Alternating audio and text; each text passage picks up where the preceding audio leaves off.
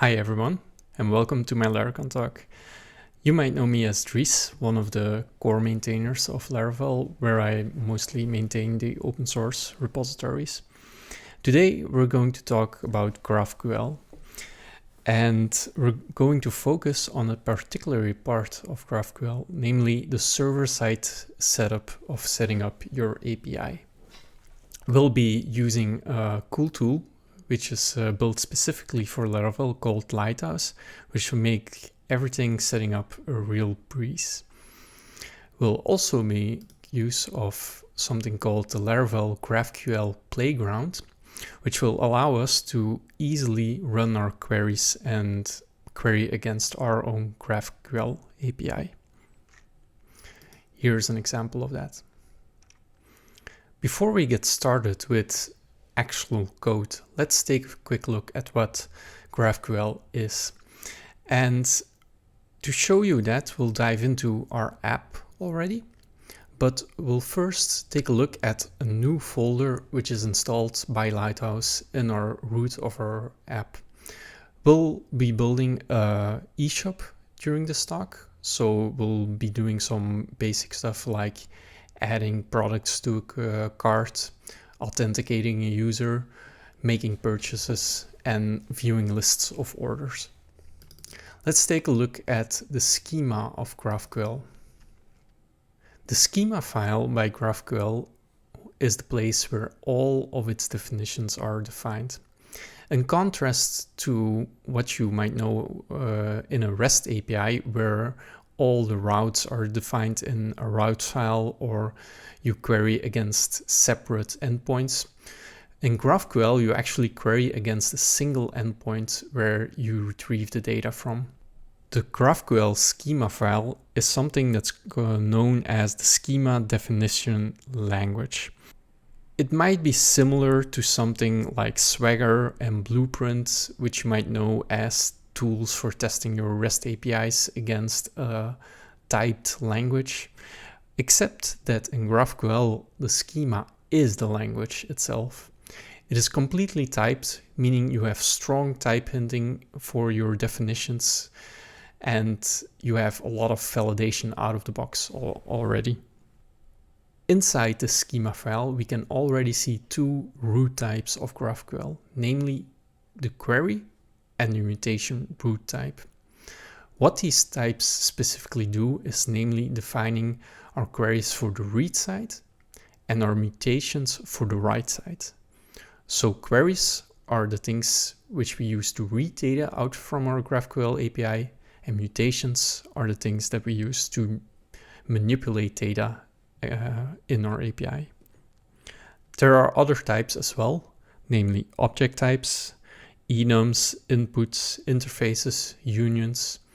And in this talk, we'll mostly be focusing on object types, which are used to define certain kind of objects which are important in our API. In our example, we'll be making use of three different types, namely the user type, the product type, and the order type. In these different types, you also see different kind of fields. These are the parts which contain our data. Each field is a different type on its own. It could be a scalar, an object type, an enum, whatever you want. For our user object, you might notice that we have an ID, which corresponds to an ID object. We have a name, which is a string scalar, an email, which is a string scalar, a created at, an updated at, which are two timestamps, and we have a collection of orders that the user might have placed. Each of these fields can also execute what's called a function or a resolver. For example, if we look at our queries, we might see we have a show cart query, and this show cart query can correspond to a specific object in our app, which is a class which corresponds to the query and which executes a function or a resolver. This function can then retrieve the specific data we are requesting and serving it back as a response. But more on that later. You might also notice that we have certain directives defined in our schema file. These are the ones which start with an @ symbol. You can think of them as similar as directives in views, in Laravel Blade views. They add certain behavior to different kind of fields, arguments, whatever you want. For example, you have a me field here defined, which returns a user, and the auth directive makes sure that Lighthouse knows that this will return the authenticated user. If we look further into the schema file, into some of the specifics, you notice that some of the fields also hold a certain array syntax and some exclamation marks. What's important here to know is that the array syntax hints at the orders type here returning a collection of orders, and it cannot return null. So the exclamation marks makes sure that there's always something returned and the query never returns null. You also might notice a pagination directive here, which adds pagination behavior to the query. And by default, we give it a count of 10 results. We'll also come back to that later. Now you might wonder, what is the advantage of a GraphQL API against, for example, a REST API? Well, in GraphQL, we have a couple of advantages, like we can retrieve exactly what we need and nothing more. We can ask for example, a user, but only to return its name, its email address, and nothing else. While in a REST API, you don't have that specific ability to request only a couple of fields or attributes from a specific resource. This gives us the advantage of our payloads being much smaller, which increases performance. We also can request many types of resources in one go. For example, I can request the current authenticated user, but I can also request all of the orders from the database. And thirdly, the last main advantage of GraphQL API is that everything is typed. So if we perform certain requests like a mutation or a request like a query, we need to provide some attributes, some data to go along with that. And all of that data is typed out of the box, which is really neat. And it helps us with providing some validation out of the box. Of course, GraphQL comes with a couple of disadvantages as well. For example, GraphQL only holds one single endpoint to retrieve all of its data and perform all of its mutations against. You always get back a status 200 for that. That's how the language works. When a failure happens, you don't get to rely on a status code. You have to rely on an error field being returned from the result. Because of its nature that GraphQL only gets to rely on a single endpoint, there's also no way that it can provide caching out of the box. And of course, GraphQL adds much more additional complexity over a REST API. GraphQL comes with some advantages and some disadvantages, as we just learned, but in the end, it also provides for a much more powerful tooling over a REST API. There is so much more about GraphQL, which we cannot fit in a 30-minute talk, unfortunately. So for this talk, we're going to focus on the real basics of GraphQL. We're going to build a small eShop and do some basic mutations, basic queries. We'll look at testing and authentication just to get you a really nice small start with GraphQL API.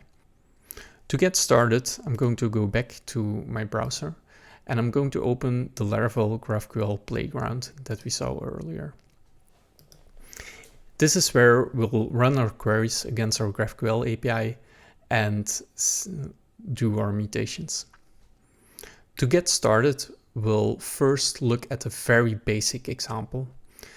We'll perform a query to retrieve a specific user by its identifier. The way it works in GraphQL is that you send a certain payload, which is based on the GraphQL specification. And in this particular example, we say that we need to retrieve a user by its ID, namely ID 1. And we want to get back its name and its email address. We'll execute that.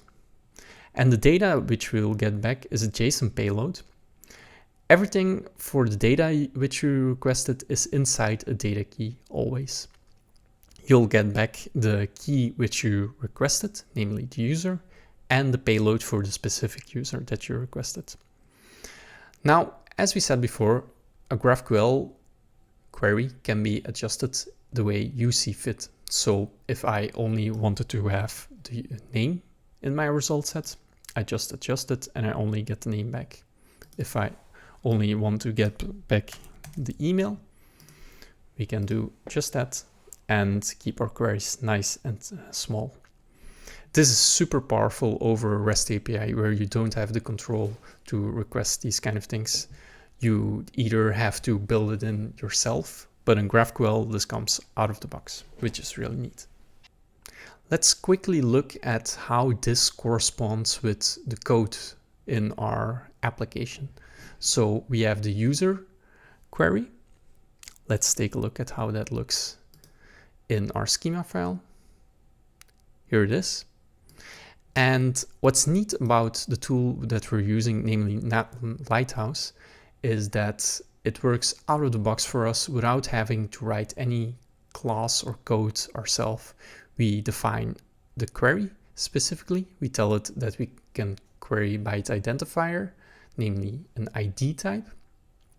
And it expects us to find that user with the find directive. This is really neat. And as you can see, we didn't have to write any code whatsoever to make this happen.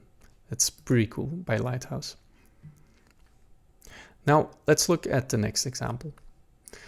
Before we can start using our GraphQL API in a way where an authenticated user would use it, we first need to make sure that we have a way of logging in, of course. In our specific app and in this talk, we're using stateful authentication through a session-based workflow. So I've adjusted the playground to make use of the web card and a stateful session-based authentication.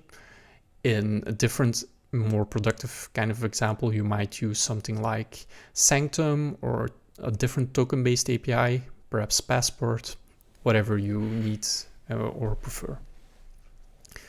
So to log in specifically, we need to write a mutation. And a mutation is, like we said before, anything that changes the state inside of your API. So what we need to do is to execute a login mutation. We need to pass it an email and a password. And what we get back is the authenticated user. If we look at our schema file, we can look that we've defined our mutation here as so. So you can see the corresponding arguments that we need to pass. They both need to be strings. They cannot be null, which is the exclamation mark. And we get back the authenticated user. For this particular example, we did wrote a mutation specifically because we need to implement the behavior ourselves. We start by retrieving the default card from our Laravel application. We perform the attempt with the arguments that we've passed, namely the email and the password, and we try to log in with that. If that doesn't work, we'll throw an exception with invalid credentials. Otherwise, we return the valid user. Let's try that out. Let's first try it out by providing a wrong password. As you can see, we get back an errors message with the invalid credentials. And as we said before, this is a 200 status request answer.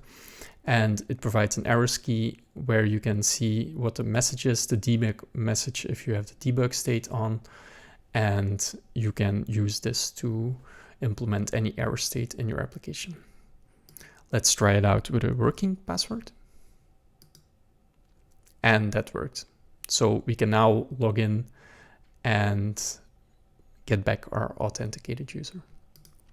If we go to this screen, for example, we have a me query, which will retrieve the authenticated user, and that's also provided to us out of the box by Lighthouse. So what this does is we have a me type defined, which returns a user, the authenticated user namely, and we use the auth directive to make sure Lighthouse knows that this needs to be the authenticated user. Let's try that out. Sure enough, it works. Okay, let's try logging out now. Because we're using a stateful authentication, we also have a logout mutation, and we'll use that to log out, and at the end, provide us with the name and the email address for the user that we just logged out. Let's take a quick look at how that's implemented. This is also a very simple mutation class. We'll take the default card that we've set up. We'll take the authenticated user. We'll make sure that the card logs the user out. And before we end, we'll return the user that we just logged out. Let's try that out. Okay, that seemed to have worked. Let's try logging out again. And this time we get back the unauthenticated. Now, the reason why we get the unauthenticated message back is because in our schema file, we're making use of the card. Let me find the specific, here it is, the specific directive. The card directive to make sure that these mutations or queries are always guarded by an authenticated state. So if we wanted to execute these queries like we just did, we'll notice that we got back an unauthenticated state and we cannot execute this mutation. So let's get back to our playground, because we'll need to continue the next couple of queries and mutations by logging in. We'll log ourselves back in. We should be logged in now. Let's verify that. Sure enough, it works, and we can continue. So for our eShop, before we can start ordering any products, we'll of course need to view them in an overview of those products.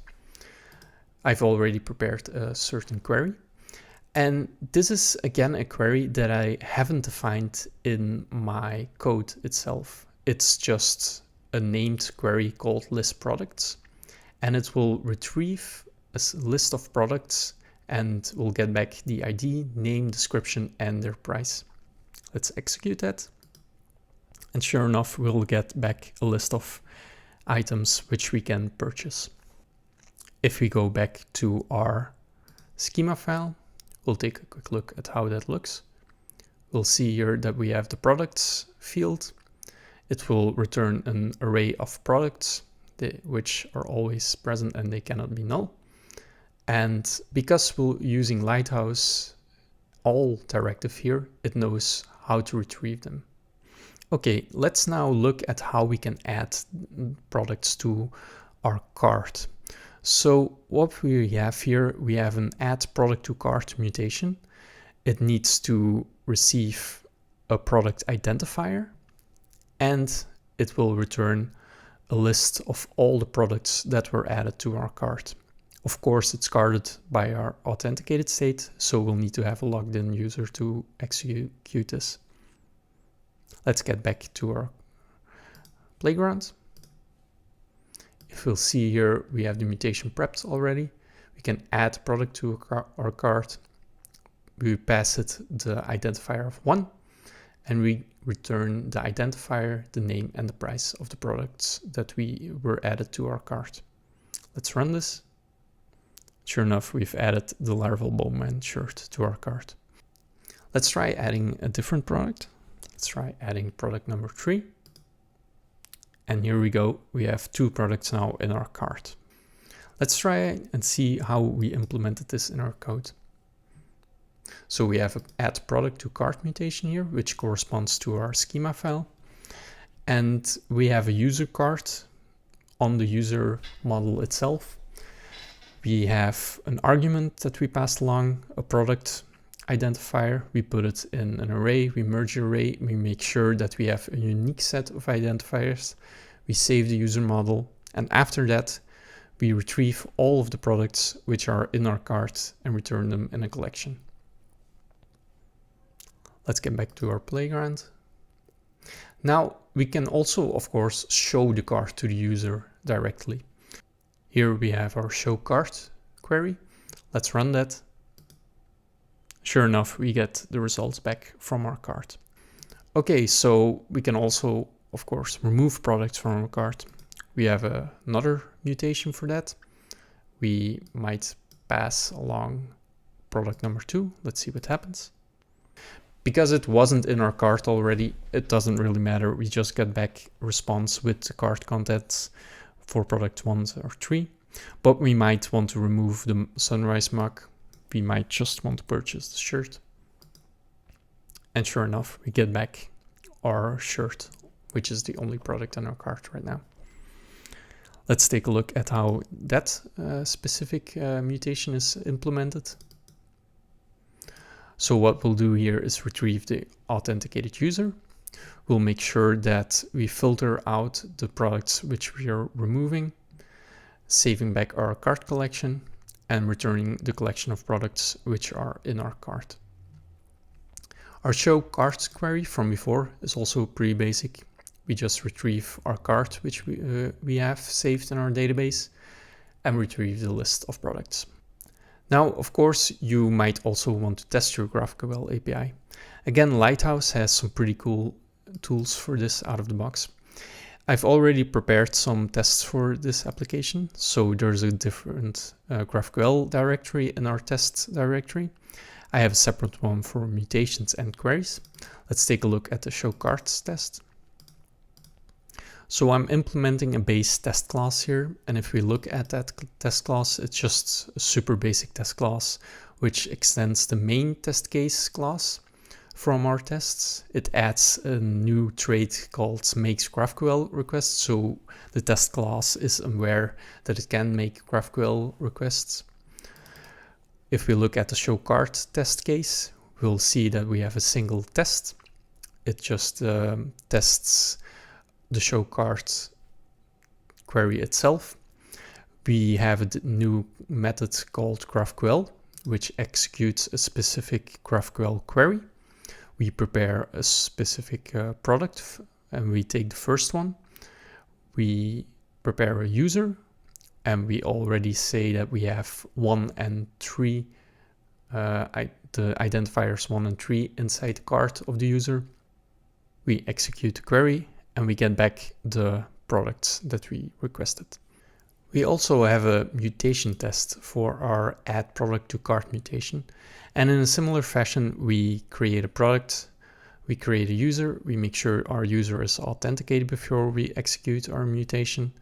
And it's the same syntax we're using in our playground. We're adding a product to our cart. We're telling it needs to be the product with the identifier of 1.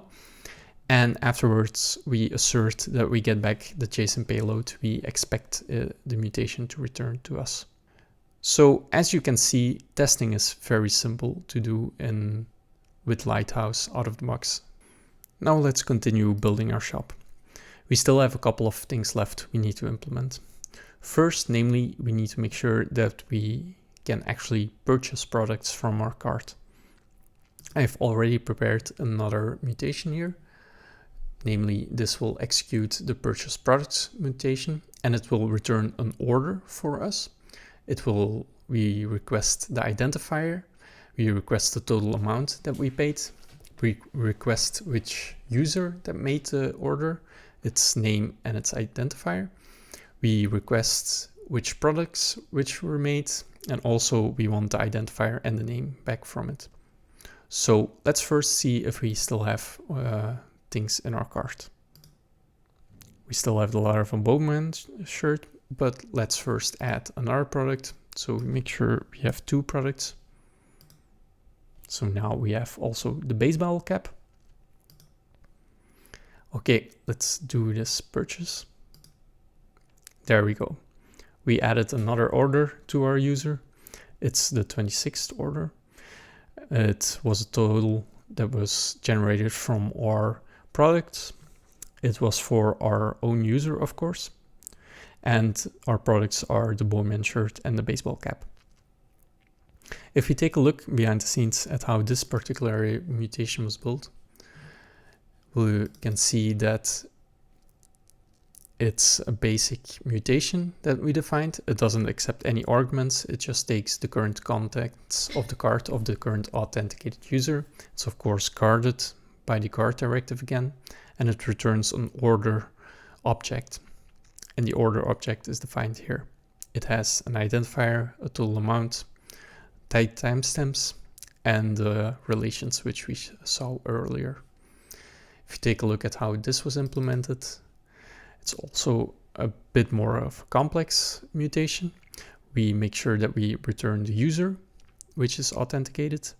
We'll get all of the cart contents from the user. So we have all of the products in the cart. We'll make sure that it's not empty, because if it's empty, we'll throw an exception. If we have products, we'll make sure that we'll take the sum of all the prices of the products, add it to the total, make the order, make sure that it's on the user, make sure that the products which we bought are synced to the order, and we'll of course make sure that the cart of the user is empty again.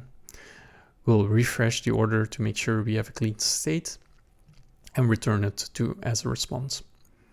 That's basically what you saw in the example earlier. Now, you might notice this exception which we defined here. What we try to do is guard against an order to be made when there's no products in the cart. And this is an explicit warning we want to give to our GraphQL consumers. So what I mentioned earlier, where I want to make this response of a GraphQL API seamlessly so you can continue to use it without interfering too much into the flow of your API requests. This is an explicit state where you want to inform the user that they're trying to do a certain query or mutation when they can't do it.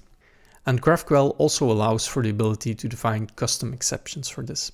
So we have a different exceptions folder here in our GraphQL namespace, and this contains the no cart products exception.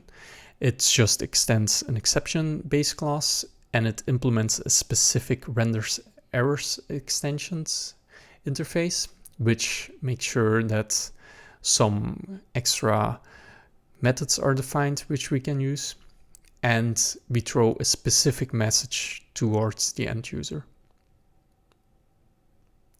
Let's try that out. Let's try making sure that the API returns that expected exception. First of all, we need to have an empty cart. Let's see if that's true. It's empty because we just made the purchase. So normally if we execute purchase products mutation right now, we should get back the exception. And sure enough, we get back the exception because there's no products in our cart. So this can be super useful for you if you want to provide explicit details about certain states that cannot happen through your GraphQL API. Now, as a final example, I want to show you how you can use pagination on queries. And I've already prepared a query here as well.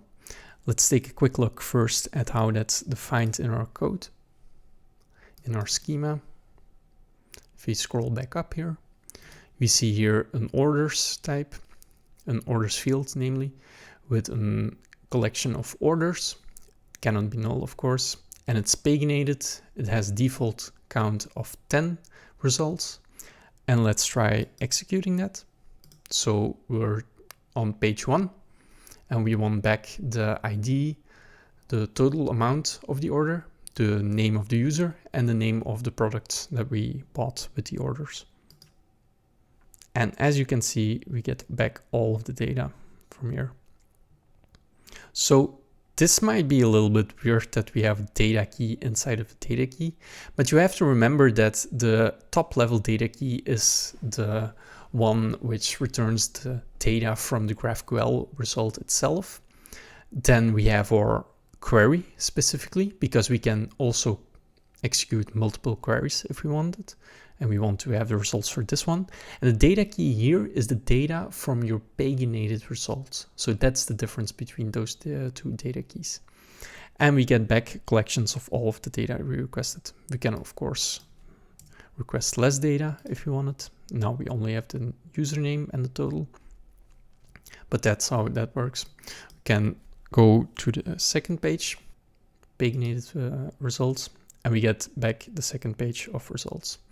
And I think if we go back to the third page, we get last page of the results. And that's how, in a nutshell, pagination works.